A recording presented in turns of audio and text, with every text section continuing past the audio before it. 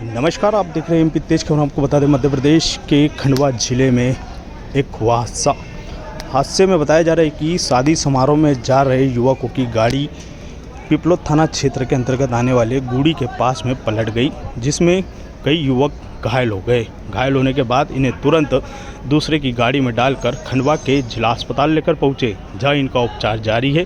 वहीं दूसरी तरफ दूसरी गाड़ी में भी डालकर 3 युवकों को फिर लेकर पहुंचे ग्रामीण। बताया जा रहा है कि ये सभी शादी समारोह में जा रहे थे। उसी दौरान रास्ते में स्विफ्ट डिजायर पलटने से ये हादसा हो गया, जिसमें कई लोग घायल हो गए।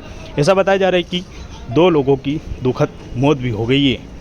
देखते रहिए एमपी तेज खबर, फिर हम आपको अपडेट कराएंगे खबरें क्या कुछ है और इनके नाम क्या क्या है और कहाँ के रहने वाले हैं, ये भी बताएंगे, और किस जगह शादी में जा रहे थे और फिर क्या हुआ इनके बीच में।